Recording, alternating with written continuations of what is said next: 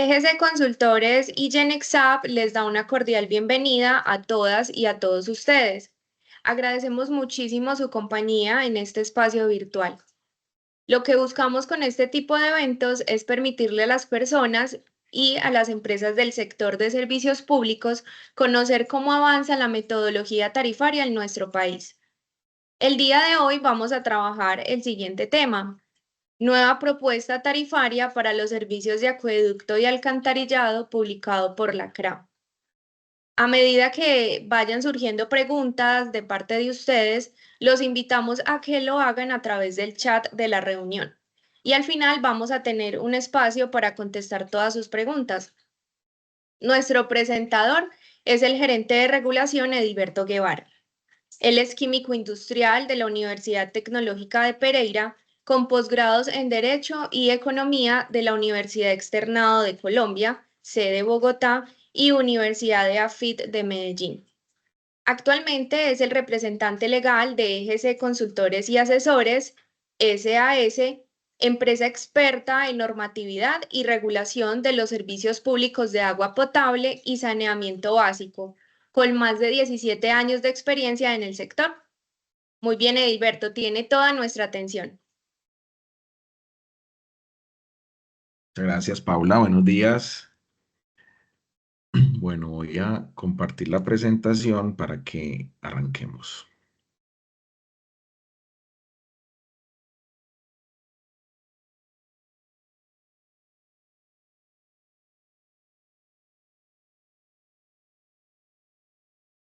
Bueno, alguien que por favor me confirme si están viendo la presentación y si me escuchan bien.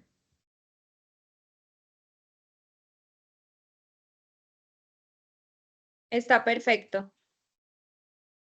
Listo.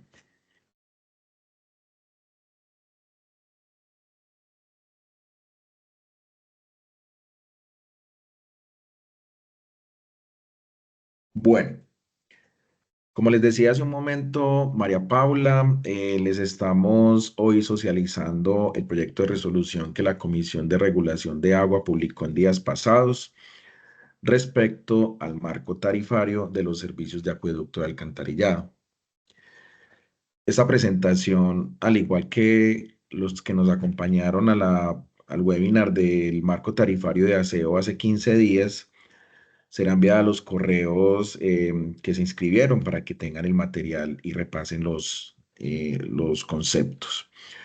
Bueno, este proyecto de resolución fue publicado por la comisión el pasado martes 29 de julio. En la presentación está el link del proceso de participación ciudadana y este proceso está abierto hasta el 31 de octubre de este año 2025. Entonces, queda un poco más de un mes para que eh, tomemos esta información, hagamos los análisis en cada una de nuestras empresas y podamos presentar ante la comisión el proceso de participación.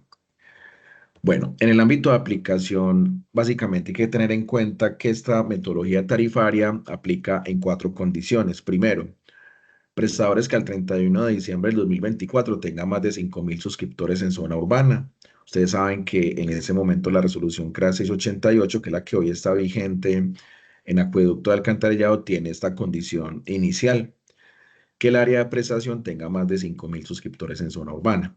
Nótese que aquí se actualiza la fecha, o sea, se establece que al 31 de diciembre del 2024 se cumpla con esta condición, es decir, que es muy factible y la comisión lo reconoce en el proyecto de resolución y en su documento de trabajo, que hayan prestadores que hoy vienen aplicando la resolución de pequeños, que es la 825 del 2017, pero tengan que migrar a este nuevo marco tarifario.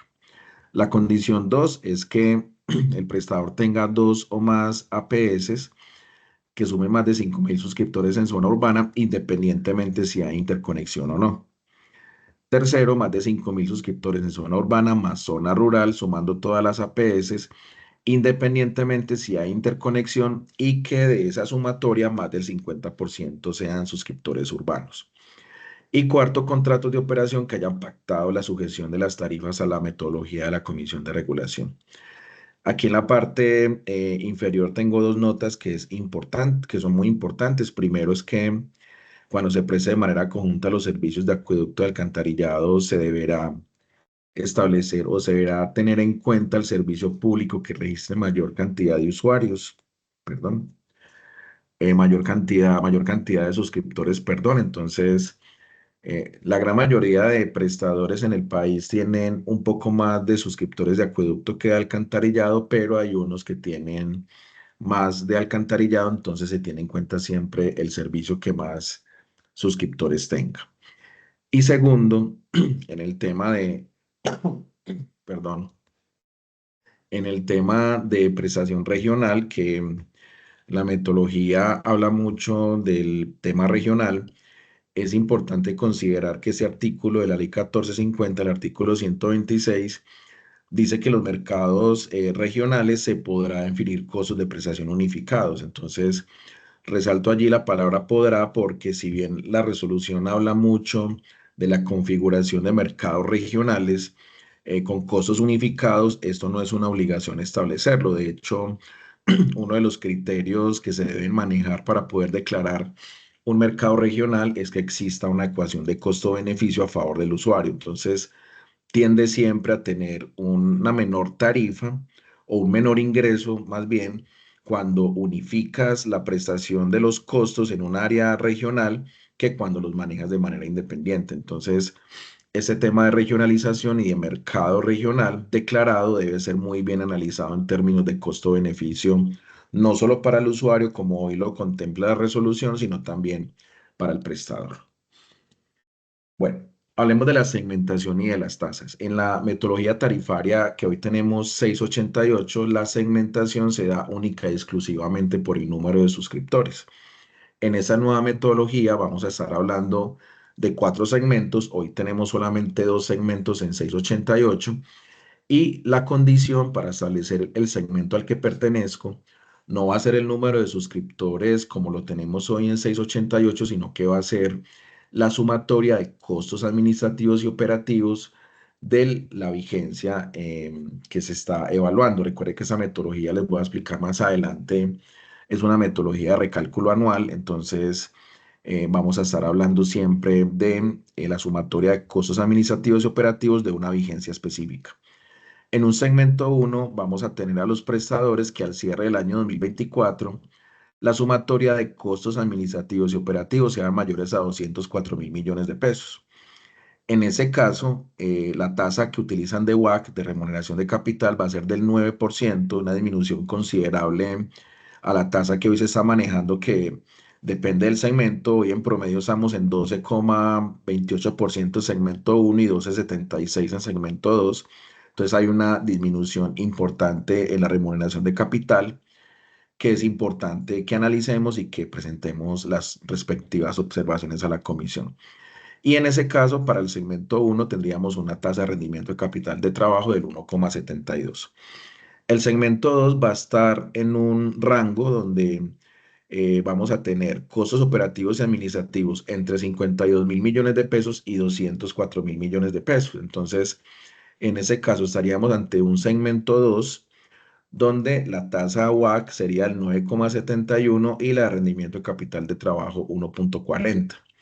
Segmento 3, personas que esa sumatoria de costos administrativos operativos sean mayores a 10.000 millones, pero menor a 52.000 millones de pesos. En ese caso sería segmento 3 con una tasa del 10,30 en WACC y de capital de trabajo 1,48.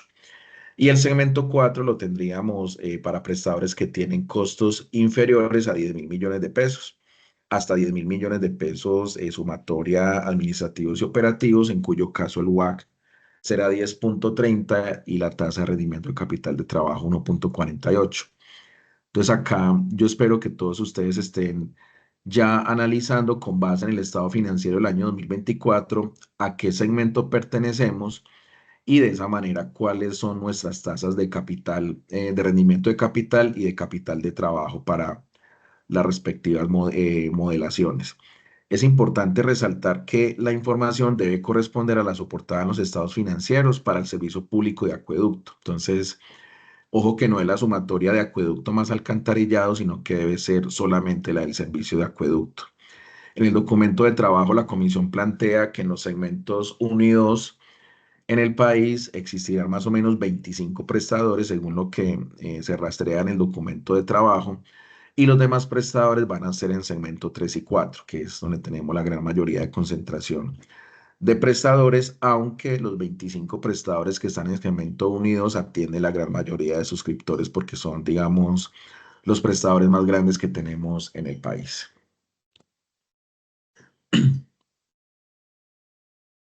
Bueno, el régimen de regulación tarifaria será un régimen de libertad regulada, como pasa también en el servicio de aseo. Libertad regulada implica que tenemos que aplicar efectivamente toda la formulación tarifaria que está contemplada en el acto administrativo de la comisión, pero tenemos que, en la determinación del área de prestación del APS, tenemos que considerar si el municipio cuenta con condiciones especiales. Eso es algo muy novedoso del proyecto de resolución porque hoy en 688 no se plantean las condiciones especiales. Esas condiciones especiales están planteadas en unas resoluciones diferentes, pero aquí ya van a ser parte de la modelación tarifaria. Esas condiciones especiales son cinco. Primero, el esquema diferencial rural. Segundo, el esquema diferencial urbano, que es el EDU, donde se plantean tres tipos de situaciones. Primero, áreas de difícil gestión, áreas de difícil acceso y áreas de prestación con condiciones particulares. En esos tres casos, recuerden que eso está reglamentado en un decreto del año 2016, creo que es el decreto 1898, pero este decreto de esquemas diferenciales está igual adicionado en el decreto 1077 de 2015, que es el decreto único reglamentario, para que repasemos lo que significa obviamente cada uno de esos esquemas diferenciales. Tercero, las zonas rurales con sistemas no integrados, que son básicamente prestaciones que un mismo prestador tiene en el área rural, pero con sistemas diferentes, no integrados al sistema convencional o digamos, con la misma infraestructura con la que presta en el sector urbano. Cuarto, si tenemos áreas de prestación de menor tamaño, en el tema, por ejemplo, de los esquemas regionales. Y quinto, reconocer de entrada si hay personas prestadoras en toma de posesión por parte de la superintendencia.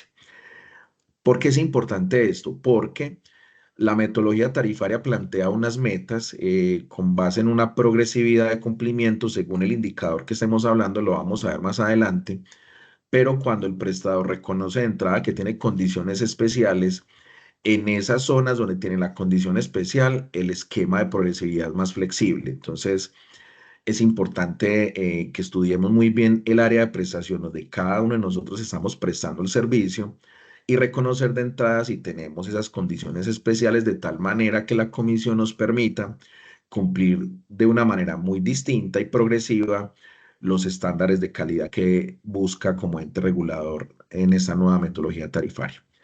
Aquí le traigo una definición en la parte inferior de esquema diferencial, es el conjunto de condiciones técnicas, operativas y de gestión para el aseguramiento del acceso al agua potable para consumo humano y doméstico, en una zona determinada, teniendo sus condiciones territoriales particulares. Esta es la definición que está en el decreto 1077 y como les digo, es súper importante definir de entrada si tenemos condiciones especiales. Bueno, vamos a hablar de los estándares generales del servicio, que es lo que hoy en resolución CRAS 688 se conoce como artículo 9, que son los estándares del servicio. La comisión está pretendiendo, digamos, alargar el número de estándares, el número de objetivos. Eso es muy bueno porque hoy tenemos prestadores mucho más maduros, con mucha más estabilidad, que pueden, digamos, aportar unas mejores metas sectoriales.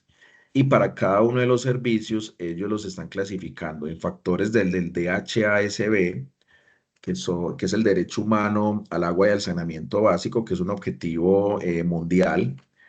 Y en ese objetivo plantea unos factores, un indicador, un estándar y una buena práctica. Aquí les voy a explicar muy bien. Si ustedes conocen la metodología del IBUS, del indicador único sectorial, se van a dar cuenta que esto es muy parecido a la forma en la que se plantea el indicador único sectorial. Es decir, que con la entrada en vigencia de la nueva metodología tarifaria tenemos que esperar una modificación en la metodología y en los indicadores que hacen parte del IUS para que obviamente estemos también muy pendientes de ese trámite.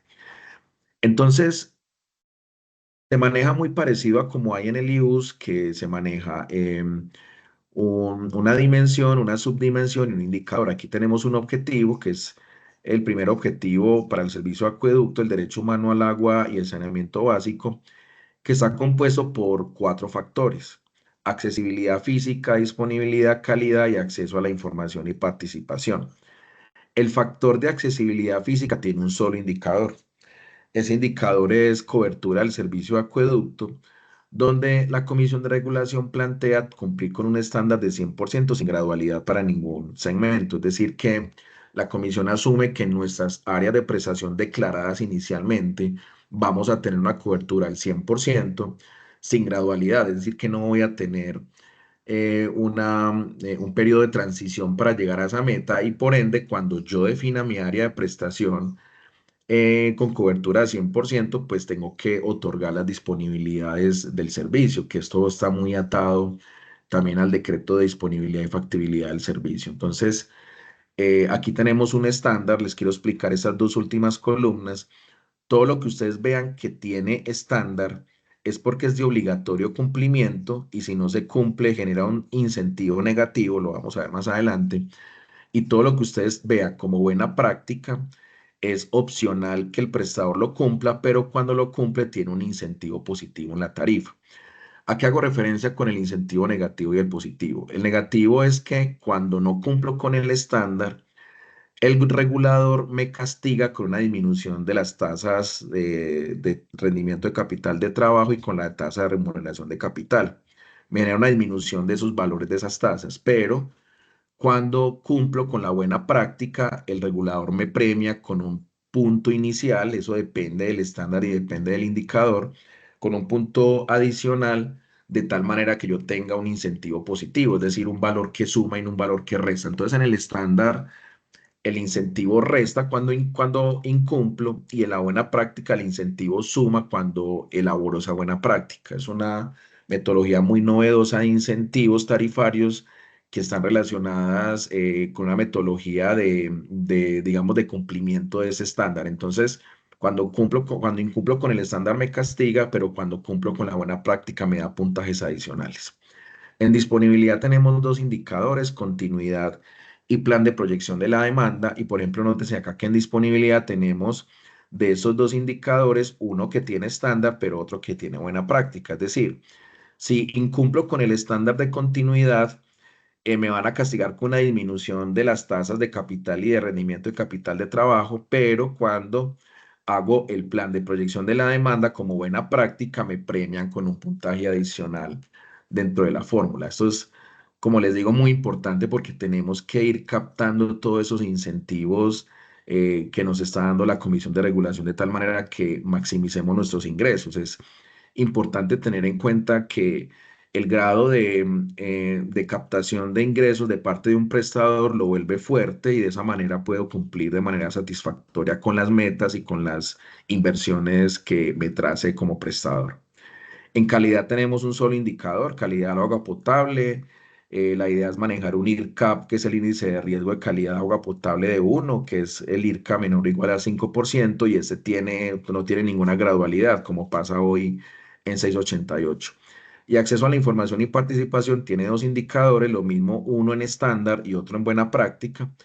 En estándar es que en una encuesta que ya incluso la comisión tiene en ese momento mapeada en un anexo del proyecto de resolución, la empresa saque una calificación mayor o igual a 4 en el nivel de satisfacción del usuario. Eso va a implicar, dependiendo del segmento, una periodicidad en unas encuestas que el prestador debe hacer para mirar y medir el nivel de satisfacción del usuario.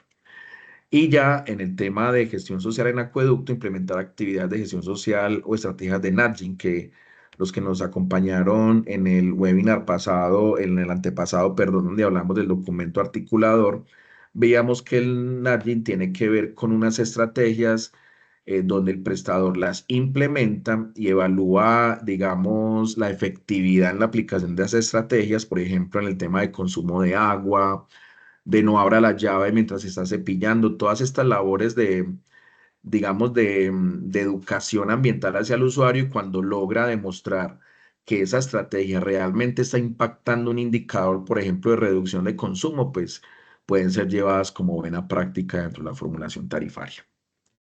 Bueno, y está el segundo objetivo, que se llama retos del desarrollo. Aquí también tenemos 4 factores. El primer factor tiene 5 indicadores. Fomento a la sostenibilidad bajo el enfoque de adaptación al cambio climático y economía circular, que tiene esos 5 indicadores. Pérdidas de agua aceptada, que hoy se conoce como IPUF, que es el índice de pérdidas por usuario facturado. Hoy estamos en 6 metros cúbicos por suscriptor mes. Hoy la norma, este proyecto de resolución está planteando una meta de 4 metros cúbicos suscriptor mes con gradualidad dependiendo del segmento. Entonces, también ahí es importante, como les decía en la segunda diapositiva, saber muy bien a qué segmento pertenezco. Segundo, si tengo condiciones especiales de prestación, porque ya de acuerdo a esos 2 elementos, tengo que ir a mirar con qué gradualidad debo aproximarme al cumplimiento de esos estándares.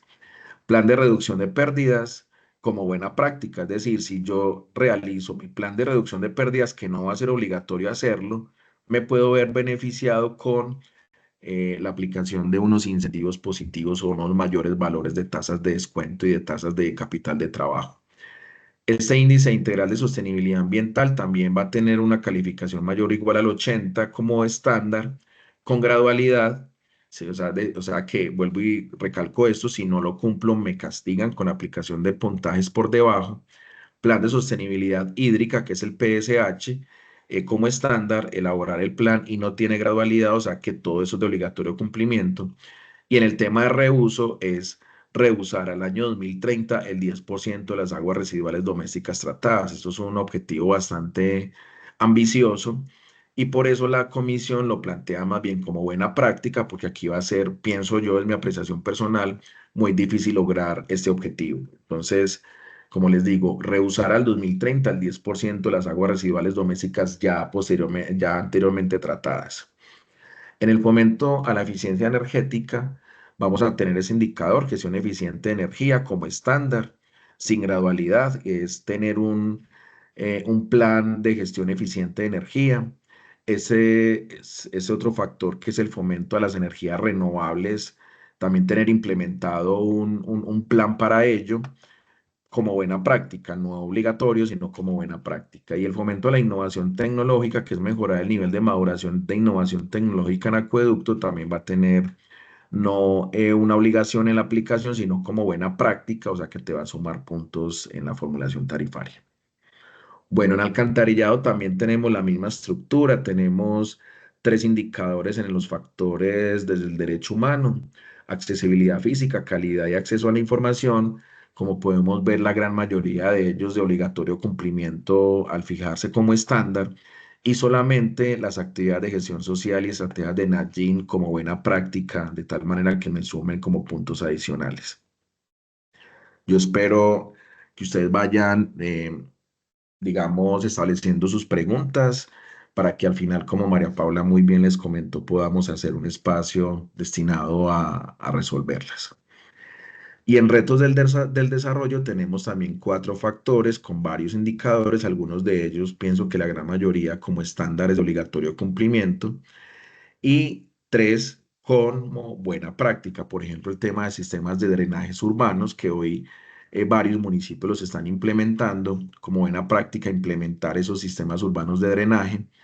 En el tema nuevamente de fomento a las energías renovables como buena práctica implementar un plan de ello. Y en el tema de maduración de innovación tecnológica, tener implementado un plan de maduración en innovación tecnológica de tal manera que podamos tener buena práctica en ese indicador. Bueno, ahora sí entremos a la fórmula tarifaria. La fórmula tarifaria guarda relación con lo que hoy tenemos en resolución CRA 688, que entre otras tiene su inicio en la ley 142 del 94, artículo 90, y en el artículo 90 de la ley 142 dice que las tarifas tendrán un cargo fijo y un cargo por unidad de consumo. De todos modos, le da la facultad a la comisión de determinar otros mecanismos. La comisión establece seguir por la misma línea de tener un cargo fijo compuesto por un costo medio administrativo, que es el CMA, y un cargo por consumo compuesto por el costo medio de operación, CMO, costo medio de inversión, CMI, y aquí le cambian un poco el nombre al costo medio que hoy se conoce como CMT, costo medio de tasas ambientales. Ahora se va a llamar costo medio de impuestos, contribuciones y tasas ambientales. Entonces ya no va a ser el CMT, sino que va a ser el CMITC, para que vayamos de una vez detectando cuáles son las modificaciones sustanciales de este proyecto de resolución. Bueno, en el costo medio administrativo, que es el elemento determinador del cargo fijo, recuerden que cargo fijo es igual a costo medio de administración, se mantiene el concepto de año tarifario, pero este va del 1 de enero al 31 de diciembre. Una muy buena noticia para todos porque sé que a todos nos daba mucha lidia hacer los cálculos bajo el concepto de año tarifario, que hoy se conoce como el periodo que va del 1 de julio de un año al 30 de junio del año siguiente. Entonces, hoy vamos a tener coherencia entre el concepto de año tarifario y año fiscal, que esto pues para efectos incluso presupuestales nos favorece mucho a todos. Entonces se mantiene ese concepto bajo la misma línea de periodo fiscal y va a depender del cálculo de un concepto que se llama costo administrativo total, el CAT, que incluso hoy existe en resolución 688. Pero este CAT va a estar compuesto de dos elementos. Bueno, importante eso, se calculará a 2 años vencidos. Yo les decía muy rápidamente en unas diapositivas atrás que la metodología de acueducto y alcantarillado va a ser de recálculo anual. O sea, no va a ser como hoy sucede en 688 que yo calculé mis costos con periodo base de 2014 y yo simplemente hago una actualización por IPC, teniendo en cuenta pues que hay unos elementos de costo o de modificación directa. Hoy la metodología en el servicio de acueducto y alcantarillado, perdón, en acueducto y alcantarillado va a ser de recálculo anual. Entonces, las tarifas que vamos a aplicar en el año 2026, la comisión espera que esto entre en vigencia en el segundo semestre del 26, se va a realizar con base en información de costos del año 2024. Esa es la forma en la que la comisión plantea que se hagan los recálculos. Entonces, ese CAT, el costo administrativo total, va a estar compuesto por dos elementos. El CAC es el costo administrativo comparable, que hoy tenemos también una metodología de comparación de costos para determinar la eficiencia de esos costos que el prestador está declarando. Y un segundo elemento que se llama costos administrativos por gestión social. Entonces, el CAT establece la obligación de tener por separado esos dos conceptos. ¿Cuánto del CAT es costo administrativo comparable normal y cuánto es costo administrativo desprendido de la gestión social? Y al final, esos valores ya se multiplican por uno más el rendimiento del capital de trabajo, que como les mostré en las diapositivas iniciales, depende del segmento en el que esté el prestador. El CAC, que es el costo administrativo comparable, tendrá evaluación de puntaje de eficiencia, como hoy sucede la comisión mediante unos actos administrativos. Recuerdo la resolución 830 del 2018 estableció los puntajes de eficiencia, la resolución 688 hoy pretende de esa misma manera establecer puntajes de eficiencia en el costo administrativo comparable. En ese costo administrativo comparable van a ir todos los conceptos de costos asociados con beneficios ampliados en la parte administrativa, costos generales asociados con la parte administrativa y costos asociados a las amortizaciones administrativas. En este cuadro es solamente la forma como está llamada, digamos, el concepto, pero si ustedes miran la resolución ahí nos explica muy bien qué elementos se pueden incluir y qué elementos no se pueden incluir en cada uno de esos costos. Tengan mucho cuidado porque posteriormente en unos controles tarifarios la superintendencia ha detectado que, por ejemplo, en 688 muchos prestadores resultaron llevando costos que no les era permitido llevar y eso generó también devoluciones por cobros no autorizados. Es muy importante analizar muy bien la resolución para saber qué conceptos del costo administrativo, porque no se pueden llevar todos, pueden hacer parte de este CAC. Y este CAC se afecta o se multiplica por un puntaje de eficiencia. Ese puntaje de eficiencia va a ser establecido por la comisión dependiendo del segmento. Los que están en segmento 1 y 2, que les decía hace un momento que son más o menos 25 prestadores en el país, se realizará mediante un procedimiento o una estrategia que es un poco compleja, que es la metodología DEA, que es la metodología de análisis envolvente de datos, que hoy incluso funciona en 688. Entonces, los grandes segmentos unidos los siguen midiendo por esa metodología de DEA, de análisis envolvente de datos, pero los que quedaron en el segmento 3 y 4 los miden por un indicador que es más fácil de calcular, que es el indicador sintético de eficiencia, que es un indicador que mide básicamente el costo que tiene el prestador en términos de cuál es su nivel de micromedición, número de suscriptores que tiene, kilómetros de redes. Entonces, la Comisión de Regulación establece unos parámetros y de acuerdo a esos parámetros y el costo que el prestador esté reportando determina, digámoslo así, entre comillas, determina el nivel de eficiencia de ese costo que está reportando. Entonces, en metodologías 3 y 4, como les digo, en segmentos 3 y 4, se hace por ese indicador que es más fácil de correr que la metodología de en 1 y 2 es un poco más complejo correr este modelo, pero esto finalmente lo publica la Comisión de Regulación. El prestador no debe correr su indicador para determinar el puntaje de eficiencia, sino que eso finalmente lo corre la Comisión de Regulación. Bueno, y ya entonces cuando tengo el CAT definido, es decir, tengo mi costo comparable ya afectado por puntaje de eficiencia y tengo el costo de gestión social que es de paso directo. Ojo que la gestión social es de paso directo, no se somete a evaluación de eficiencia, es de paso directo. Y aquí el prestador puede colocar los costos en los que incurre de participación comunitaria, sensibilización, comunicación y capacitación. Todos esos costos de gestión social son de paso directo. Con eso también la comisión que busca fomentar un poco la gestión social, porque la gestión social es la forma en la que el prestador conoce, perdón, en la que el suscriptor y usuario conoce de primera mano toda la gestión que está haciendo el prestador. Entonces, en eso la comisión ha decidido no establecer puntaje de eficiencia, sino establecer un elemento de paso directo. Entonces, al final ese CAT se divide entre el número de suscriptores también del año, de 2 años anteriores por 12 y se afecta finalmente por el factor de IPC.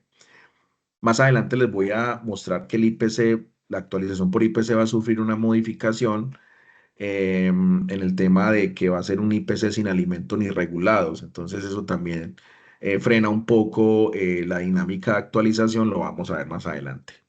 Los costos administrativos que se incluyan en la tarifa deben estar soportados en los cargos de información anexos a los estados financieros que se establecen en el SWI. Ustedes saben pues que todo esto tiene como fuente oficial de información lo reportado en el SWI y de esa misma manera es importante que ustedes tengan en cuenta ese filtro. De hecho, cuando la superintendencia hace ejercicios de control tarifario, se remiten exclusivamente a la información del SWI y de esa manera hacen ellos mismos los cálculos, por ende nosotros tenemos que hacer muy bien los filtros y guardar la coherencia entre los datos que estamos tomando en el cálculo tarifario y los que finalmente se reporten en el Sistema Único de Información. Bueno, entonces el CMA terminó ahí, muy sencillo, calculamos el CAT, como les digo, por esos dos elementos, comparable y gestión social. Y ahora vamos a mirar el primer elemento del cargo por consumo, que es el costo medio de operación. Lo primero que vamos a hacer para el cálculo del CMO es determinar los consumos corridos por pérdidas, que son los denominadores de todos los elementos del cargo por consumo. El consumo corrido por pérdidas de acueducto se va a calcular restando el ISUF, que es el índice de suministro por usuario facturado, menos el IPUF asterisco. Cuando ustedes vean el IPUF asterisco es el IPUF meta, es decir, no el índice de pérdidas que yo tengo, sino el que la Comisión de Regulación espera que yo tenga como estándar de servicio, multiplicado por el número de usuarios del periodo I, o sea, del periodo anterior. Nótese que aquí no es del periodo I-2, es del periodo I. Ojo con esa nomenclatura porque el I significa el año en el que estoy haciendo el cálculo tarifario. Entonces, ustedes se van a encontrar a lo largo de la formulación algunos datos que tienen I, que sería entonces del periodo, I-1 y otros que tienen I-2. Es importante tener muy en cuenta esa información.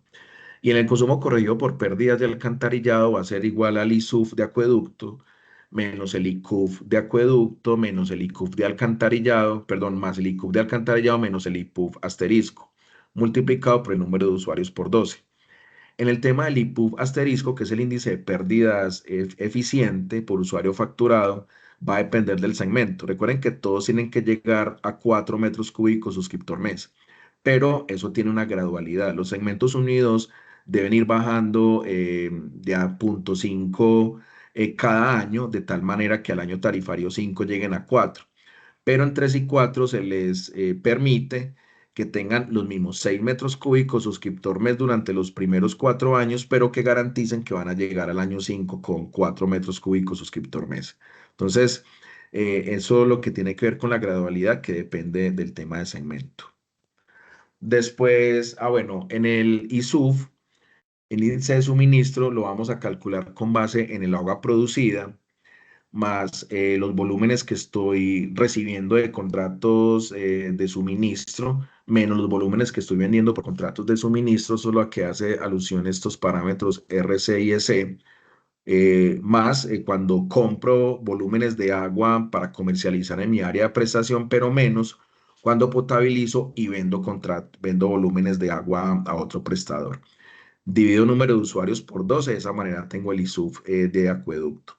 Y el ICUF, recuerda que no hay ISUF de alcantarillado. El índice de suministro parte única exclusivamente de la producción de agua y por ende no hay ISUF de alcantarillado. Todos los cálculos de suministro se hacen es con base en suministro de acueducto. Y en el ICUF tenemos agua facturada dividido número de usuarios por 12 en acueducto. Y en alcantarillado lo mismo, pero la norma nos plantea que tenemos que diferenciar qué usuarios tienen medición de vertimiento y quienes no tienen medición de vertimiento. Entonces, en esto muy factiblemente vamos a ver que la comisión va a modificar el formato de facturación alcantarillado de tal manera que se puedan identificar claramente qué suscriptores tienen medición de vertimiento y qué suscriptores no tienen medición de vertimientos. Entonces, a eso hace alusión este SSMB, suscriptores sin medición de vertimientos y aquí suscriptores con medición de vertimientos que deben estar reportados en el SUI. Bueno. Entonces, de esa manera tenemos ya calculado los consumos corridos por pérdidas que también tienen que estarse calculando cada año. Todo es de recálculo anual. Y vamos entonces a calcular el COT, que es el costo operativo total. También, como pueden ver, es del año I-2, o sea que para 2026 se calcula con base en información 2024. Y este tiene una estructura muy parecida al CAT, al costo administrativo total, pero este está compuesto por tres elementos. Primero, el costo operativo comparable, el comparable que también tenemos en el CAT, un costo administrativo comparable, o sea que ustedes deben estar pensando, además que se somete a puntaje de eficiencia, efectivamente. Vamos a tener un segundo elemento que es el costo operativo particular, que es de paso directo, comillas, ahora les explico por qué comillas, y el COIR, que es el costo operativo de inversiones ambientales y de gestión del riesgo. Todos esos costos que hacen parte de las inversiones ambientales y de gestión del riesgo, que hoy incluso están reguladas en una resolución diferente a la 688, hacen parte del costo operativo total. Y esto sumado al 1 más rendimiento de capital de trabajo. Este COC, que es el costo operativo comparable, también la resolución establece que está compuesto por tres grupos de cuentas. En la resolución está siendo también más específico para que ustedes revisen qué se puede incluir y qué no. Son los costos asociados con beneficios ampliados de la parte operativa, costos generales de la parte operativa y costos de las amortizaciones operativas. Esos tres elementos, haciendo el debido filtro de que no se lleven costos que no hacen parte de la prestación del servicio, que no se contabilicen doble, se suman aquí al COC del año I-2 y nuevamente se afectan por un puntaje de eficiencia operativa, que de la misma manera que sucede en el CMA, en el CAT, en los segmentos 1 y 2 se hace por el modelo DEA y en los segmentos 3 y 4 por medio del indicador sintético de eficiencia. Nuevamente, estos costos que ustedes ven acá, el COP, que es el costo operativo particular, y el COIR, no tienen puntaje de eficiencia. Entonces, estos van de paso directo y no se someten al puntaje de eficiencia definido por la comisión según el segmento.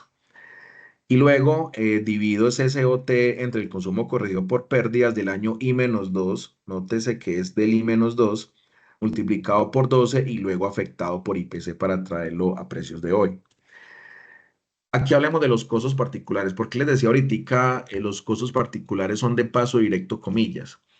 El costo particular también se va a calcular para el periodo I-2 y va a ser igual al costo de energía más el costo de insumos químicos. Este costo de energía va a depender de tres elementos. El bombeo se puede aplicar en acueducto y alcantarillado. Nótese que aquí está el apellido ACAL, o sea que el bombeo puede estar asociado a los dos servicios, pero nótese que el segundo sumando es aireación, o sea que aireación solamente hace parte del servicio de alcantarillado, porque no tenemos en ese momento aireación en el servicio acueducto. Aireación y ya otros procesos operativos están contemplados acá para los dos servicios. Tienen el apellido ACAL, o sea que en otros procesos operativos aplica a ambos servicios. Cuando tenemos energía de bombeo, que es el primer elemento de esta suma, la energía de bombeo debe hacerse una evaluación de eficiencia de ese punto de toma de energía, como ahí sucede en 688. Hoy en 688 los puntos de toma de energía asociados a procesos de bombeo debe realizársele una formulación de eficiencia. De esa misma manera, también en ese proyecto de resolución se va a establecer ese puntaje ese análisis de eficiencia parte de la determinación de este KEB. Ese KEB es la energía asociada al bombeo. Y va a ser igual al mínimo valor entre FE, FE es el factor de energía eléctrica de cada punto de toma, BJ que es el volumen bombeado en metros cúbicos año, y HJ la altura dinámica del punto de bombeo. Y esto se compara con el KRJ. Aquí no es por, sino punto coma KRJ. Me había quedado de modificarlo y no lo modifiqué. Es decir, corro esta fórmula que hay acá y la comparo con el consumo real y tomo el mínimo valor. Y este FJ es igual al peso unitario del fluido, que en este caso es del agua, que es como 9,81 kilonewton por metro cúbico. Eso debe expresarse siempre en kilonewton por metro cúbico. Y aquí se divide entre 3.600 por NaCl, que es el punto, la eficiencia mínima del punto de bombeo. Esa formulita es un poquito compleja, pero tampoco es cosa del otro mundo. Recuerden que lo primero que hago es calcular el FJ con base en el peso unitario del agua que estoy bombeando. Una cosa es bombear agua y otra cosa es bombear agua residual. Obviamente el agua residual tiene una mayor densidad, que incluso la resolución propone que es como de 10,50 kilonewton por metro cúbico cuando el agua es combinada.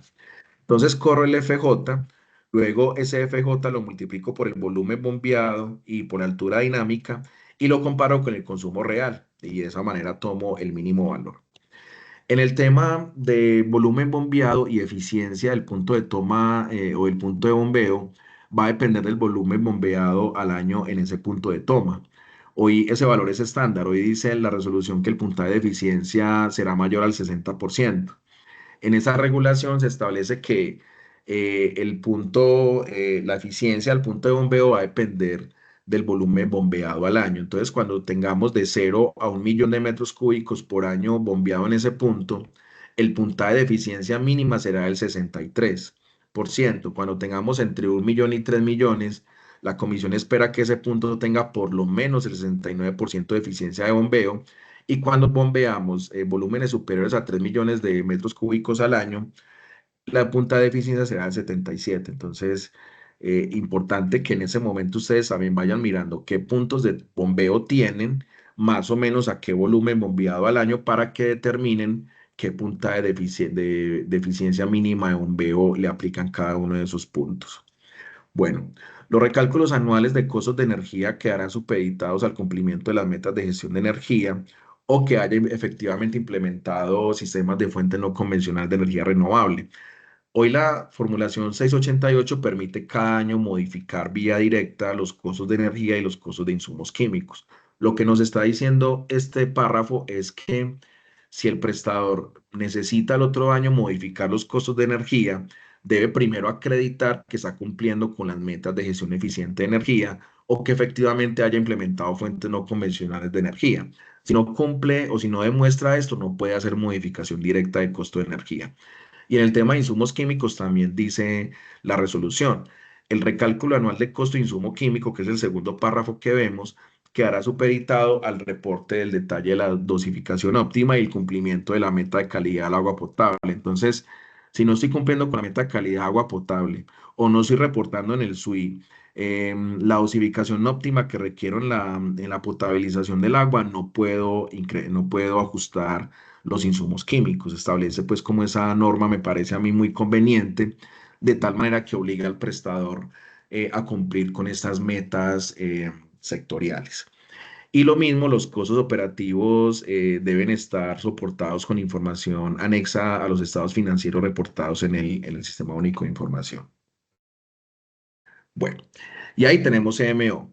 Vamos a hablar de CMI, para mí el elemento que más análisis requiere de parte de todos nosotros. Hoy una tarifa normal en un municipio de Colombia puede estar compuesta en un 60% de costo medio de inversión. Entonces, de ahí la importancia de analizar muy bien los efectos de lo que propone la comisión sobre el costo medio de inversión.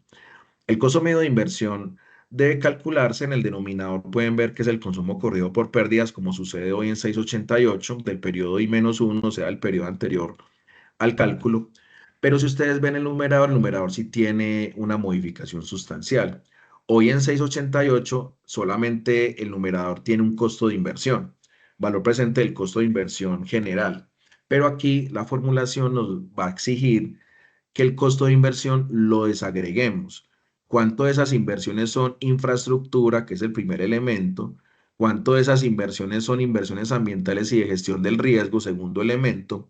Y tercero, ¿cuánto de esas inversiones son en activos administrativos y operativos? Nótese que hoy em, digamos, el costo de oportunidad de las inversiones en activos administrativos y operativos están cargados al CMA y al CMO. Hoy la comisión lo que hace es, no, como esos son activos, si bien son administrativos y operativos, deben remunerarse en CMI y no en CMA y CMO. Entonces aquí es importante también hacer una valoración de los activos que tenemos en la parte administrativa y operativa, porque hoy, digamos, a raíz de la señal que nos traía la 688, hemos sido muy juiciosos con la clasificación de las inversiones en infraestructura, porque esa es la forma en la que nos regulan el cumplimiento del POIR, pero ya me está diciendo la regulación, no, necesito que de esa misma manera en que usted se me volvió juicioso en el análisis de infraestructura, inversiones en infraestructura, también haga lo mismo con inversiones de tipo ambiental y activos administrativos y operativos. Listo. Y ese costo de inversión de esos tres elementos que hay en el numerador va a tener una fórmula muy parecida a la que tenemos hoy. Hoy tenemos una fórmula donde el costo de inversión es igual a la depreciación más R de la BCR. Esa es la fórmula que sucede hoy en 688. Ellos lo que están haciendo, la comisión, es haciendo un cambio en el concepto de depreciación. O sea, la depreciación ya no se va a llamar depreciación del periodo I, sino que se va a llamar CAK, que es la cuota anual de recuperación del capital, que antes se manejaba como depreciación, pero es el mismo concepto. El costo anual de recuperación del capital también se va a calcular por medio de un método lineal de depreciación, que es el valor del activo dividido vida útil, o sea que tiene el mismo concepto, solo que lo vamos a llamar de una manera muy distinta al día de hoy. Y afectado al final por la R. Recuerden que la R, según la segunda diapositiva, depende del segmento en el que estamos hablando. Me acuerdo en ese momento que el segmento 1 es 9%, entonces va a depender, y el segmento 3 y 4 es como 10,30, entonces esta R va a depender del segmento que estamos atendiendo, multiplicado por la BCR. Bueno, esta fórmula que ustedes ven acá se corre para cada uno de los tipos de inversiones que tengo en el numerador. Y incluso por cada J, mire que aquí la fórmula dice por cada J, es decir, cada J es cada tipo de activo. Por ejemplo, si yo en inversiones en infraestructura tengo 100 tipos de activos que hacen parte tanto de la BCR inicial como del POIR, tengo que hacer ese mismo número de análisis de esta información. Si tengo 10 activos administrativos y operativos, necesito hacer 10 análisis de cuota anual de recuperación, o sea que ese análisis se hace por cada J, por cada activo, para que ustedes lo tengan muy en cuenta. Bueno, la base capital regulada inicial va a tener una fórmula muy parecida a la que tenemos hoy en 688. Hoy 688, la BCR inicial es igual al BI 287 y el BI DIF 287, que el 287 es la tarifaria que estaba vigente antes de esta resolución 688. Entonces la BCR inicial va a ser igual a un BI 688, que son las inversiones que yo llevé al cálculo del CMI de la resolución 688, o sea, la que hoy está vigente, y sumada más el BI-DIF 688, o sea, las inversiones diferentes que yo finalmente ejecuté, diferentes a las 688. En este segundo sumando, la comisión ha planteado que va a permitir que el prestador incurra o lleve aquí más inversiones por BIDIF, siempre y cuando haya demostrado el cumplimiento efectivo de las metas del artículo 9 de la 688, o sea, que efectivamente cumplió con calidad, con continuidad, con pérdidas de agua. Si el prestador cumplió con todas esas metas, y producto de eso hizo inversiones adicionales a las que tenía en el CMI de las 688, puede llevarlas por este sumando, pero debe, como les digo, primero demostrar que sí cumplió con esas metas sectoriales. Y ese BI 688 que tenemos acá, se hace un análisis activo por activo. Es decir, me parece muy importante lo que la comisión propone. La comisión propone, desagrégueme el CMI en términos de todos los activos que hicieron parte de ese CMI. Entonces, recuerden que el CMI de 688 está compuesto por una BCR inicial, y esa BCR inicial está compuesta por dos elementos. El BI 287, que son las inversiones que el prestador hizo en el periodo de vigencia de la 287, y la BI DIF 287, que fueron inversiones que el prestador hizo con recursos diferentes o tiempos diferentes a los de la 287. Digamos que esa BCR está compuesta por 40 activos, 30 activos de la BI DIP 287 y 10 activos de la BI 287. Entonces lo que dice esto es, desagrégueme el CMI entre el número total de activos que usted tiene en la BCR y el número total de activos que usted construyó a raíz del nuevo POIR. Porque recuerden que el costo medio de inversión que hoy tenemos aplicado no solo depende de la BCR inicial, de la base de capital regulada inicial, sino también del número de activos que el prestador construyó en este periodo.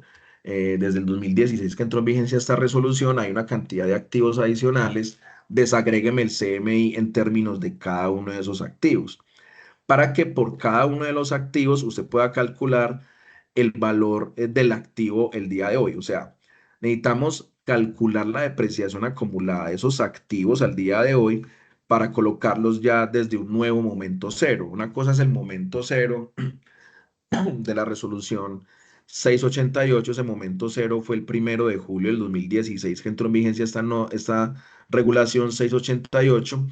Ahora tráigamelos al nuevo momento cero, activo por activo. Yo considero, compañeros, que este es el ejercicio que más lupa amerita. Amerita saber muy bien qué ha pasado con la remuneración de cada uno de esos activos, cuál es el comportamiento al día de hoy, porque eso va a marcar, como les digo, más o menos el 60% de la tarifa que los prestadores están aplicando. Ese valor del activo al nuevo periodo base, que es el periodo de hoy, un día antes de la entrada en vigencia de esta resolución, va a ser igual al IPR. Ese IPR es el valor pendiente por cobrar del activo, que es lo que hoy tenemos que calcular, multiplicado por uno más la tasa de rendimiento o la tasa de capital que yo apliqué en la 688. No la que la plantea la resolución en ese momento, sino la que se aplicó en 688. Allá en esta resolución se aplicaron solamente dos tipos de tasa. Segmento 1, 12,28% efectivo anual, y segmento 2, 12,76. Entonces, tráigame el valor del activo por medio de ese valor pendiente por cobrar, y tráigamelo con 1 más la tasa de la 688 elevado a la T, elevado en este caso al año tarifario 10, que finaliza el próximo año, y luego afectemelo por IPC. Eso es más o menos lo que plantea esa fórmula. Y ese IPR, que es el valor pendiente por cobrar, va a ser igual. En eso también viene un cambio importante. No sé si ustedes se acuerdan que en la 688 existe hoy una fórmula para calcular BCRT, o sea, la base de capital regulada al nuevo periodo T, al periodo 9 o al año tarifario 10. En la fórmula, la comisión hoy en la 688 plantea que eso se multiplica por el valor presente de los metros cúbicos facturados. Aquí la fórmula dice valor presente del QT, o sea, de los metros cúbicos efectivamente facturados. La comisión ha modificado esta fórmula en el proyecto de resolución, Y esta ecuación debe plantearse es con el valor presente del consumo corregido por pérdidas real de cada periodo, no por los metros cúbicos facturados. Entonces, ese valor presente del consumo corrido por pérdidas va a ser igual al consumo corrido por pérdidas de cada uno de los periodos, asterisco significa real, dividido 1 más la tasa que aplicó en 688. Este cálculo de CMI va a estar muy complejo porque lo que tenemos que hacer es calcular el consumo corrido por pérdidas de cada uno de los años tarifarios, del año tarifario 1, 2, 3 hasta el año tarifario 10, aplicar esta fórmula que tenemos acá en el numerador el consumo corrido por pérdidas y en el denominador 1 más la tasa que aplico en 688 elevado al año tarifario, y de esa manera hago este cálculo para determinar cuánto del valor inicial del activo debo restar por lo que ya percibí del usuario vía tarifa, porque eso es lo que busca esa fórmula, es precisamente esto. Al valor del activo, perdón un momentico.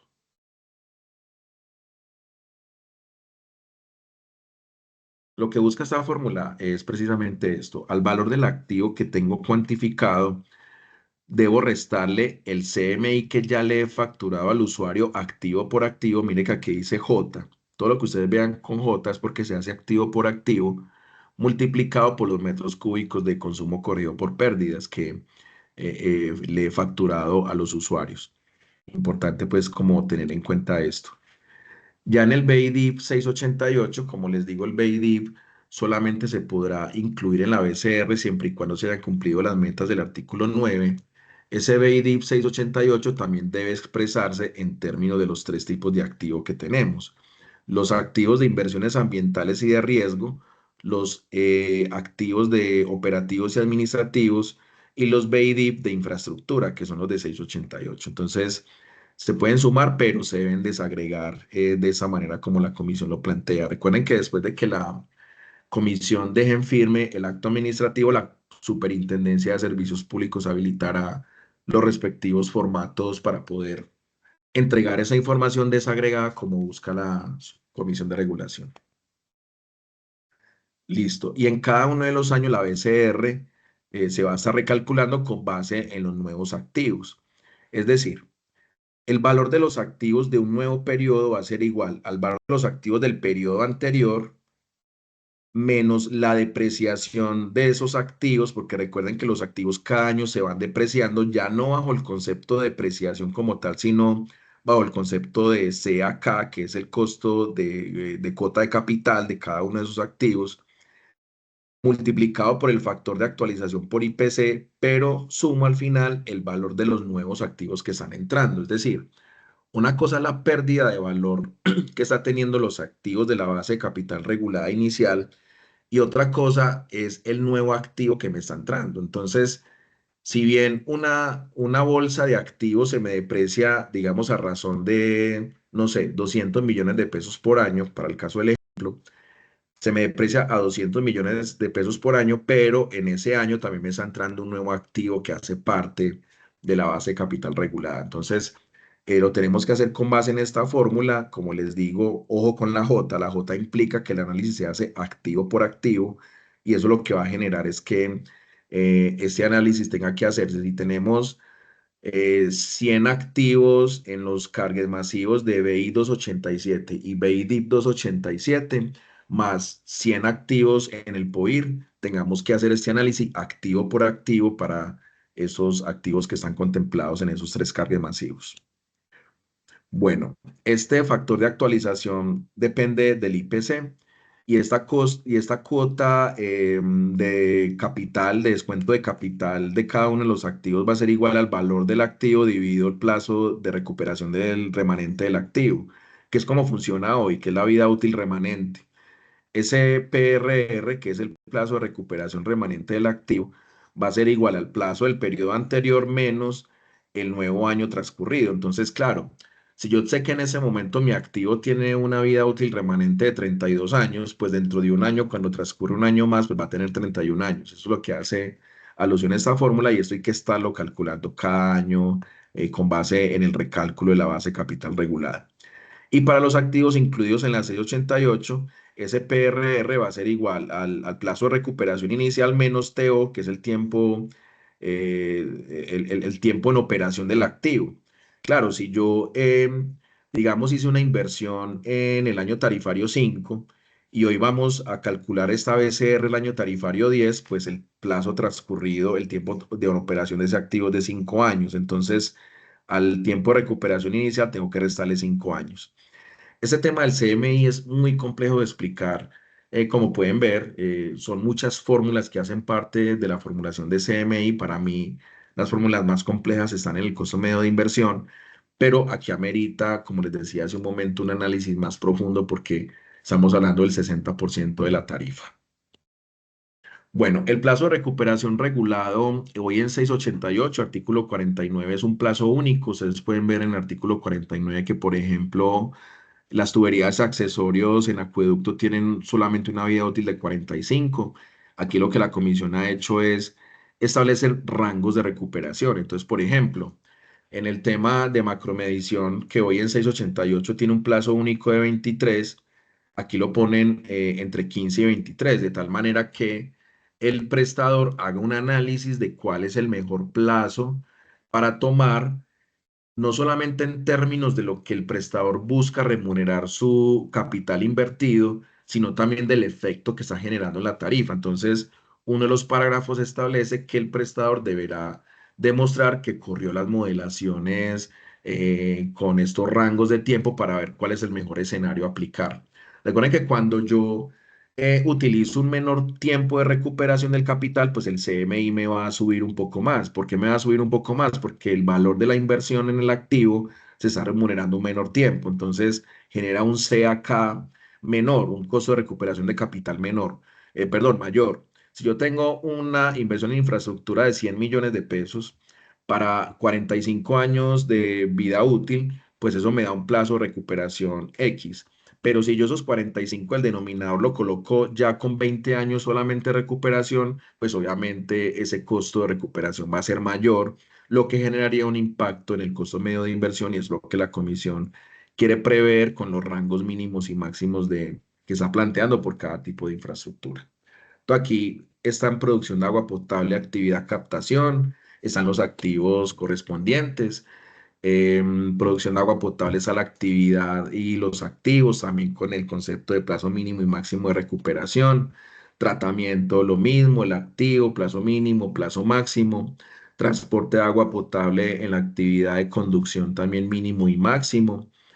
Y distribución también con este elemento.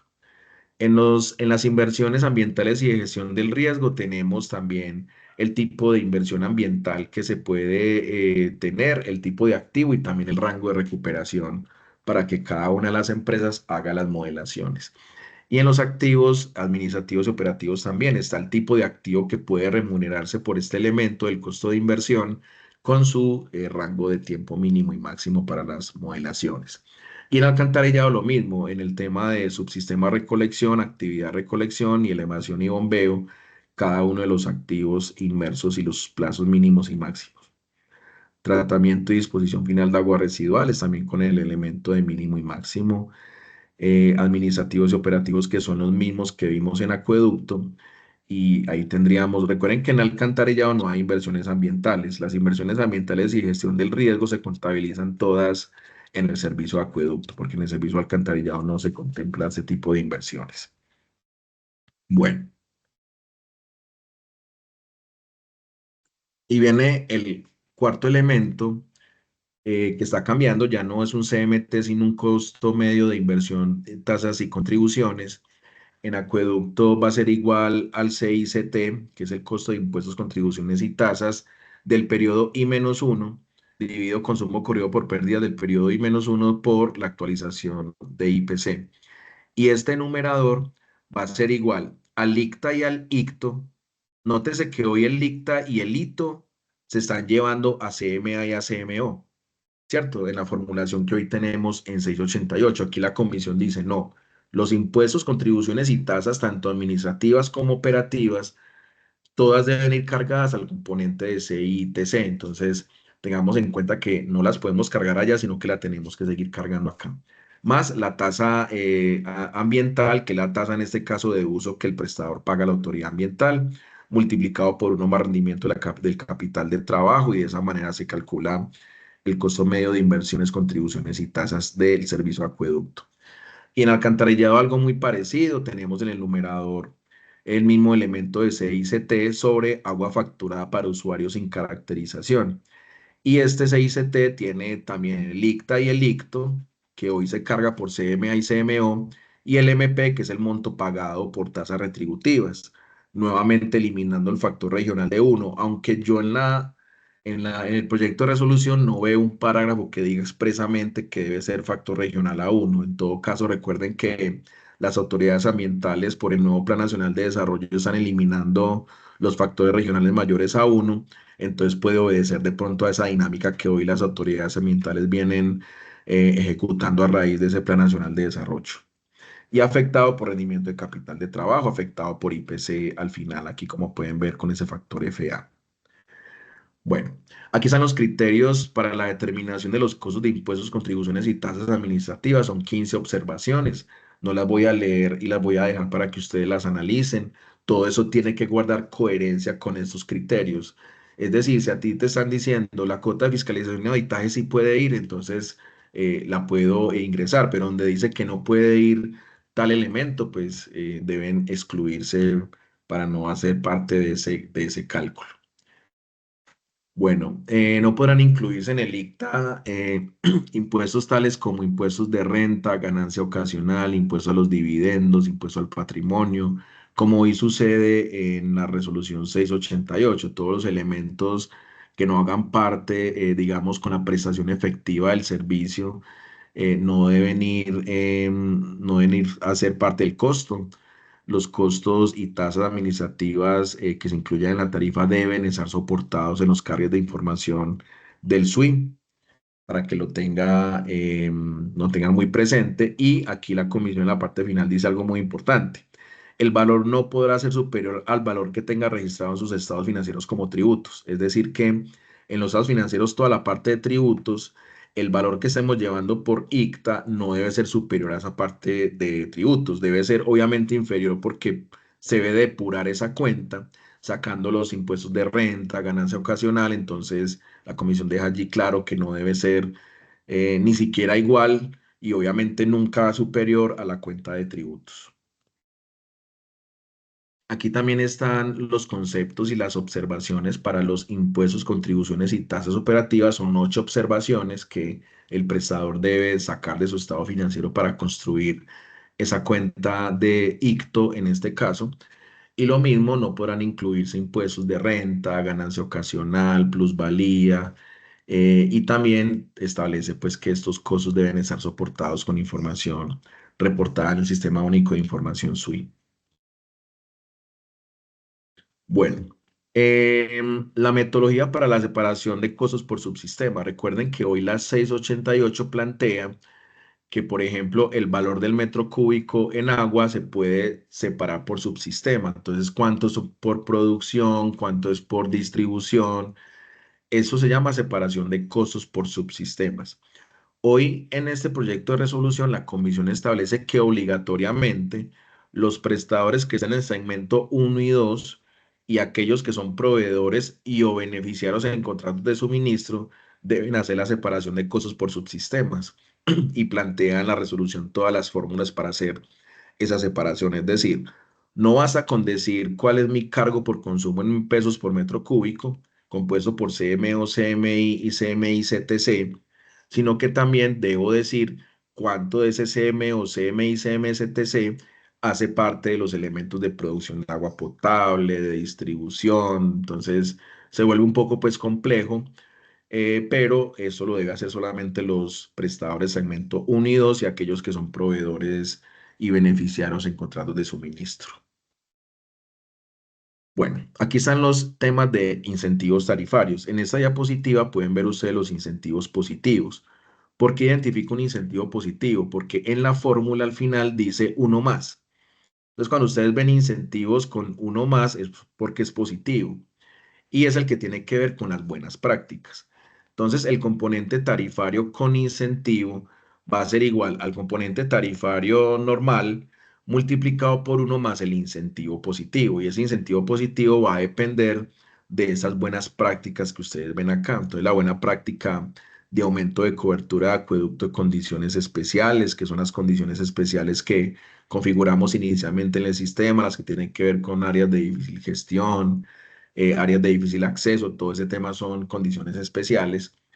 Este otro indicador, mejorar el estándar del IPUF, mejorar el estándar del ISA, que es el índice de sostenibilidad ambiental, realizar efectivamente el reuso de agua al año 2030, la porción del 10%, como veíamos en las diapositivas anteriores, mejorar el nivel de maduración en innovación tecnológica.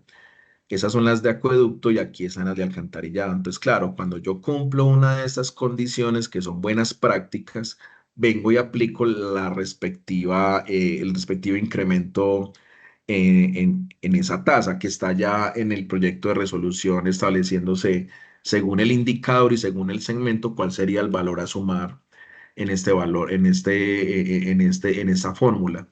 Tengan en cuenta que la comisión cada año va a estar publicando los prestadores que cumplieron con las buenas prácticas. Entonces, esto va a depender de una publicación que la Comisión de Regulación realizará cada año de los prestadores que están atendiendo las buenas prácticas.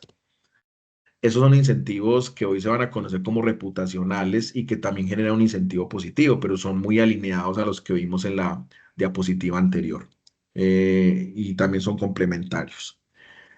Cada año, como les decía, la Comisión de Regulación previa verificación de la información publicará en su página web el listado de las personas que realizaron las buenas prácticas. Entonces, de esa manera, bueno, además, me disculpan la forma en la que lo voy a decir, además del champú que da esto, pues va a ser muy llamativo para las empresas que la comisión publique, que por decir algo, Empresas Públicas de Armenia cumplió con el indicador de buena práctica de fomento de energías renovables, por ejemplo. Entonces, esto nos va a gustar mucho a todos nosotros y por ende es importante ir revisando esos incentivos que la comisión está generando de tal manera que yo pueda mejorar mi reputación, pero de la misma manera que mejoro mi reputación, pueda mejorar los ingresos derivados de la aplicación de un incentivo positivo. Bueno, y ya eso es un incentivo negativo. ¿Por qué es negativo? Pues porque ustedes ven en la fórmula que en vez de uno más aparece uno menos. Entonces, bajo la misma característica del incentivo positivo, traigo el componente tarifario que voy a aplicar y vengo y le aplico uno menos el descuento. Eso es lo que tiene que ver con lo que les mostraba en las primeras diapositivas. Todo lo que dice estándar y no lo que dice buena práctica es de obligatorio cumplimiento y si no lo cumplo genera un incentivo negativo. Entonces, por ejemplo, el tema de cobertura, el tema de calidad de agua potable, el tema del indicador ISA mayor o igual al 80%, el nivel de satisfacción del usuario que debe ser mayor al 4 en la encuesta que ya diseñó la comisión. Entonces, todos esos indicadores los tenemos que medir y de esa manera mirar si soy penalizable en el descuento como un menor valor de esas tasas de remuneración. Esa metodología de descuentos a la calidad del servicio solamente va a ser aplicable en segmentos 1, 2 y 3, o sea que los que estén en segmento 4 no van a aplicar incentivos negativos, sino que en caso de buenas prácticas sí pueden aplicar los incentivos positivos para que lo tengan muy en cuenta. Estos son los indicadores: cobertura del servicio de acueducto, continuidad, calidad del agua potable, nivel de satisfacción del usuario, el ISA, que es el índice integral de sostenibilidad ambiental. En alcantarillado tenemos cobertura, calidad del vertimiento, nivel de satisfacción del usuario y también el indicador integral de sostenibilidad ambiental. Entonces, cuando incumplo estos parámetros en los segmentos 1, 2 y 3, no aplicable en segmento 4, aplico un menor valor como incentivo negativo en la formulación tarifaria. Bueno, la actualización intraanual de costos. ¿Por qué intraanual? Porque recuerden que nosotros cada año vamos a estar modificando los costos de acuerdo al estado financiero del año I-2. Entonces, si durante ese año hay una acumulación del 3% en el IPC, pues es procedente la modificación del costo, pero hay que tener en cuenta algo, lo que dice este párrafo: para los componentes de CMA, CMO y CMITC, se utilizará el IPC, pero sin alimentos ni regulados, que reporta el DANE. Esto es algo preocupante y genera, pues, por lo menos para los prestadores, la obligación de analizar muy bien y mirar si es procedente observaciones ante la comisión.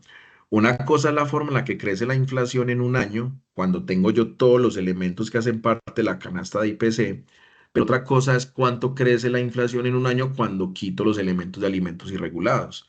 Por hablar de un caso, en un año específico, la inflación puede ser del 7%, 6 o 7%, pero cuando usted le quita inflación, perdón, le quita alimentos irregulados, puede ser solamente del 5% o del 4%. Entonces, eso lo que va a generar es una contracción en la forma en la que se están actualizando los costos. Hoy, más o menos, ante la dinámica de inflación que tenemos, los costos se están actualizando más o menos 2 veces por año o más o menos 3 veces cada 2 años. Eso pues depende de la inflación, pero hoy con esta condición de que el IPC se debe sacar sin alimentos ni regulados, pues eso va a generar una contracción y a duras penas nos va a dar para actualizar una vez al año los costos de referencia. Sin embargo, para el componente de costo medio de inversión, en eso sí la comisión propone que son todos los elementos de los activos, en eso la comisión sí propone que sea con IPC completo.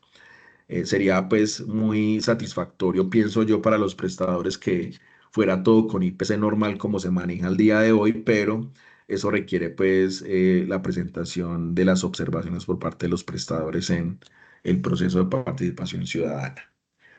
Bueno. Cada vez que las personas prestadoras reajusten sus costos, deberán cumplir con las disposiciones del título 6, parte 8 del libro 1 de la resolución 943, o sea que deben hacer nuevamente aprobación de junta directiva, deben hacer nuevamente vocales de control, eso habría que hacerlo cada año. Aquí me parecería importante también elevar ante la comisión, porque eso mismo se planteó, por ejemplo, en el proyecto de resolución de aseo, y pienso que eso puede generar, digamos, distorsiones en la relación usuario-empresa, porque el usuario siempre ante una, digamos, ante una dinámica de esas de participación social, pues puede estar pensando que es que el prestador está simplemente actualizando a su propio criterio los costos de referencia, situación que puede ir en contravía de los intereses de los prestadores. Entonces aquí valdría la pena sugerirle a la comisión de que, por ejemplo, los prestadores que prestan los tres servicios juntos puedan hacer una sola audiencia por año o que eso sea obligatorio cada 2 años. En fin, de pronto la periodicidad sí sería importante de tal manera que no se esté siempre tocando esa sensibilidad del usuario ante la socialización de un impacto de un ajuste tarifario. La metodología tarifaria sigue siendo de costo techo. Si el prestador considera que puede aplicar un menor valor, lo puede hacer siempre y cuando garantice el cumplimiento de los criterios del artículo 87 de Ley 142, eficiencia económica, suficiencia financiera. Entonces lo puede hacer siempre y cuando garantice esos criterios. Las tarifas resultantes de esta metodología, la comisión planea que entren en vigencia el 1 de julio. De hecho, el periodo que va del 1 de julio del 2026 al 31 de diciembre sería el año tarifario 1, según lo que la comisión plantea. Y ya año tarifario 2 sí sería todo el año completo del año 2027. O sea que ese primer año tarifario quedaría solamente compuesto por un semestre porque la comisión planea que eso entre en vigencia el 1 de julio del 2026. Pienso que muy bien planeado porque precisamente el 1 de julio del 2026 termina el año tarifario 10. El año tarifario termina realmente el 30 de junio del 26. Entonces, lo que busca de pronto la comisión con eso es que termine año tarifario 10 de la metodología 688 y podamos el 1 de julio arrancar con año tarifario 1 de metodología nueva. Pero el prestador podrá tener hasta el 30 de septiembre para aplicar la metodología según lo que está en el proyecto de resolución. Bueno, eso era lo que les queríamos comentar. El tema de CMI es muy complejo de explicar. Yo le recomiendo, y por la sensibilidad que tiene este tema del CMI, que ustedes en sus empresas hagan un análisis específico de este componente de CMI, tomen todos sus activos que hacen parte de la BCR 0, de la 688, que tomen todos los activos construidos por medio del POIR y hagan este análisis para determinar los IPR que tenemos el día de hoy, que son la valoración de los activos al día de hoy, y hagamos esa desagregación del CMI por cada uno de esos activos, los cálculos de los consumos corridos por pérdidas para determinar hoy a cuánto asciende la base de capital regulada. ¿Por qué es importante esto? Porque en el proyecto de resolución La comisión dice que si producto de uno de esos análisis, esos cálculos dan negativos, es decir, que fue más lo que se percibió de los usuarios vía tarifa que el usuario, que lo que el prestador realmente invirtió en los activos, o sea que eso da negativo, el prestador debe proceder con la devolución económica a los usuarios. Entonces, eso es muy preocupante porque hay que saber muy bien a cuánto ascienden hoy las BCRT de cada uno de los prestadores para ver si en el próximo periodo tarifario es procedente una devolución o si le podemos proponer a la comisión. Aquí les dejo como una idea que he venido pensando, como las BCRs iniciales, las BCR 0 de 688 han sido tan amplias, tan grandes, en caso de empresas que ese cálculo en un activo esté dando negativo, la comisión permita castigar la BCR cero de tal manera que el prestador no tenga que hacer una devolución hacia los usuarios. Pienso que es un mecanismo idóneo para que el prestador no tenga que acudir hoy a devoluciones por esas inversiones no ejecutadas. Entonces, les agradezco mucho la participación en este evento y estoy aquí muy pendiente para las dudas que ustedes tengan. Muchas gracias.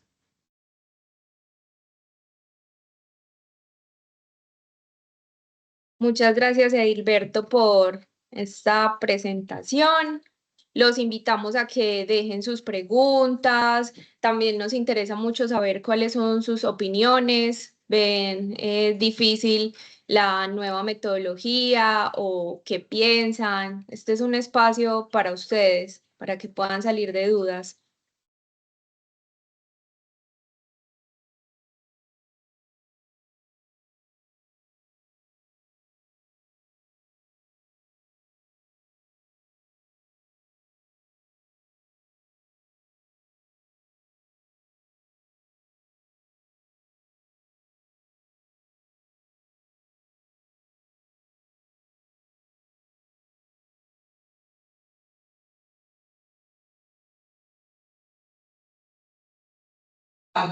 Bueno, no sé si se nos cayó Eddie. Paulita.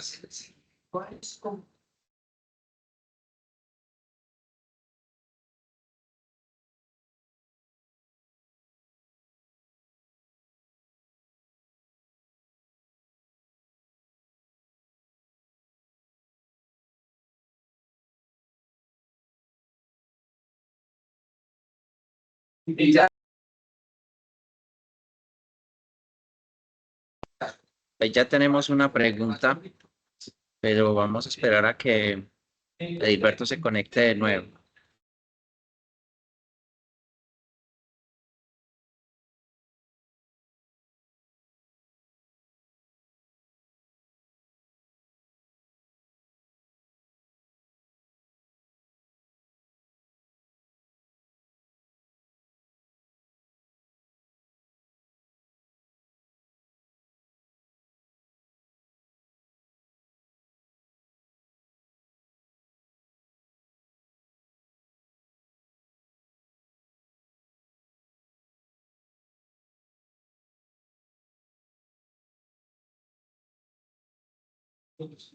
Ya está ingresando.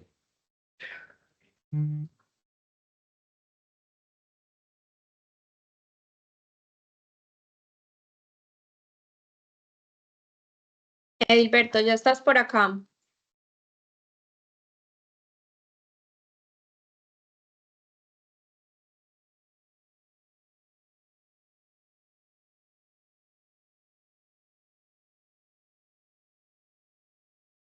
Sí, Paulita, yo ya lo veo acá. No sé si le habilitemos micrófono, está de último.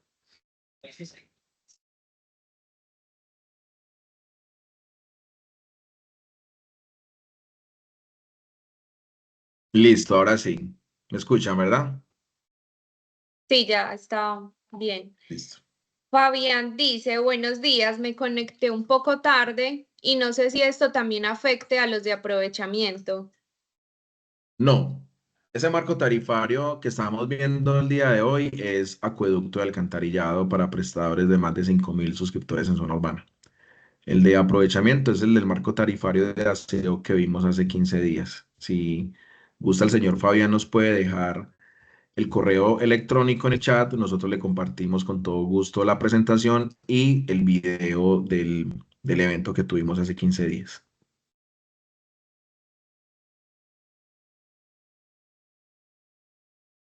Edil, una pregunta. Sí, ¿Usted qué opina de que no nos estén haciendo preguntas? yo creo que, pues una de dos, o que lo entendieron perfectamente, que yo espero que así sea, o la otra, quedaron con mucha expectativa a revisar en sus empresas lo que puede afectar este elemento. A ver, yo que considero de pronto para dar un poco más de contexto y animarlos a que hagan sus preguntas. Pienso que en CMA y en CMO va a ser muy fácil, digámoslo así, muy sencillo hacer el cálculo de los costos de referencia, ya que allí pues se establece claramente qué se puede incluir y qué no. Tenemos es que estar pendientes de que en CMA y en CMO del puntaje de eficiencia, porque pues una cosa es nosotros tener los costos planteados, pero otra cosa también es la comisión, si me permite llevarlos en un 100% o menor, producto de la eficiencia o ineficiencia que ellos perciben. Y en el tema de CMI sí me parece que es muy compleja la metodología, de pronto en CMI amerita que cada uno de nosotros estudie un poco más esa metodología de remuneración del costo medio de inversión, porque sí la veo mucho más compleja. Veo que Jessica Rico de la EPA tiene la manito levantada. Bien pueda, Jessy. Ahorita le das micrófono, porfa.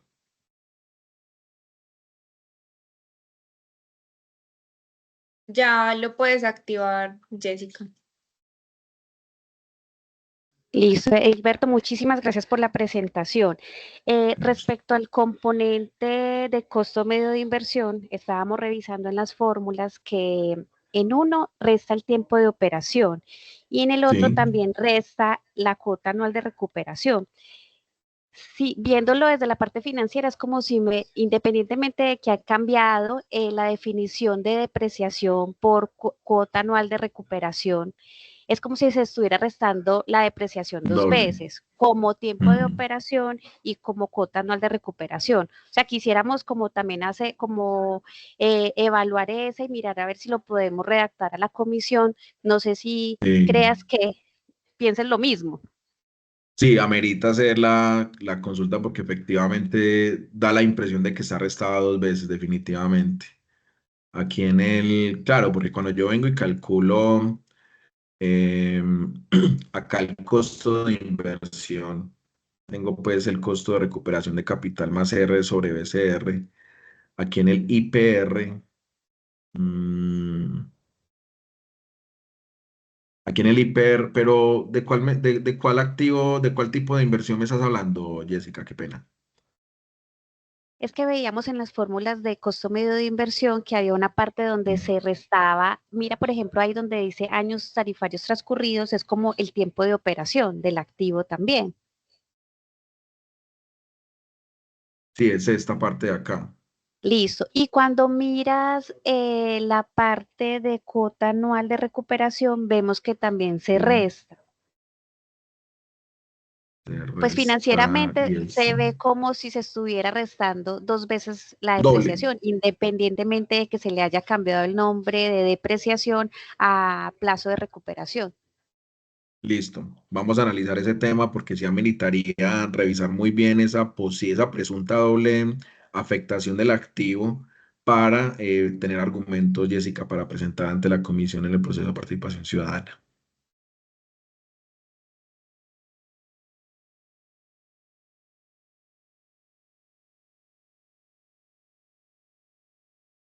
Ahorita te encargas. Listo. Y está Ángela Neri también, tiene la manito levantada, entonces voy a permitirte el micrófono, ya lo puedes activar. Muy buenos días, muchísimas Bueno, gracias, muy clara la explicación.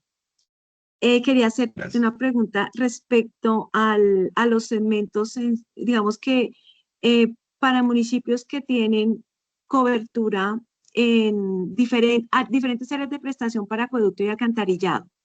Mi pregunta es Mm. la siguiente. En zonas rurales o de difícil, digamos que prestación del servicio, ¿cómo se podría manejar el tema de una zona en la cual queramos empezar a llegar? O sea, ¿sería dentro de la misma área de prestación o Sí, sería otra área de prestación? Fue como lo primero que tú sí, presentaste. ok. Sí, es una misma área de prestación, pero con condición especial. Es decir, el prestador puede decir, mi área de prestación de servicio es, digamos, la zona urbana del municipio de Pereira. Pero en esa área de prestación compuesta por la zona urbana del municipio de Pereira tengo tres condiciones especiales. Entonces tengo un esquema diferencial rural en cierta zona y tengo obviamente que delimitarla para saber dónde está ubicada.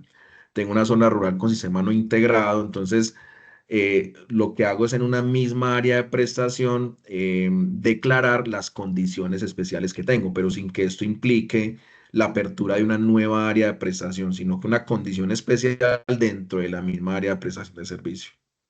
Y se declara ante la comisión en Listo. la configuración inicial de APS y de esa manera en el documento de proyecto de resolución se establece para esa condición especial que tiene el APS cuáles son, digamos, la progresividad o cuáles son los indicadores estándar que se deben de cumplir para cada una de las metas. Bueno, y el tema tarifario entonces sería igual. O puedo tener tarifas diferenciales también.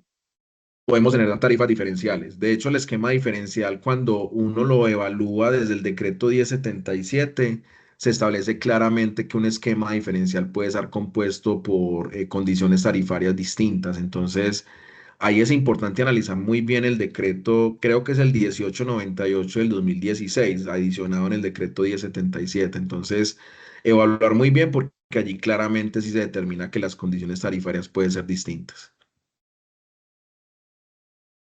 Ah, bueno, y te puedo pedir un favor, ¿será que tú me puedes Sí. regalar? Me dice que hicieron lo mismo para aseo, ¿verdad? Capacitación para Sí. aseo. Nosotros hicimos hace 15 días, día miércoles 27 de agosto, hicimos este mismo webinar para la nueva propuesta tarifaria del servicio de aseo. Entonces, claro, para los que no pudieron asistir de pronto a ese webinar y son prestadores de aseo, así como el compañero Fabián que es de aprovechamiento, por favor nos dejan los datos y nosotros les hacemos llegar también la presentación que tuvimos hace 15 días del webinar de aseo. Mil gracias. Con muchísimo gusto.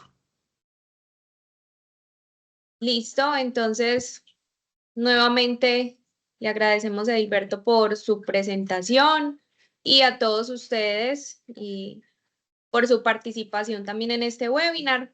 La grabación de esta reunión les va a llegar a los correos registrados en el transcurso del día. No olviden, por favor, seguirnos en nuestras redes sociales. En LinkedIn nos encuentran como EGC Consultores y Asesores, en Instagram y en X como EGC Consultores. Entonces, felicidades, muchos éxitos y hasta pronto. Muchas gracias a todos. Un feliz día.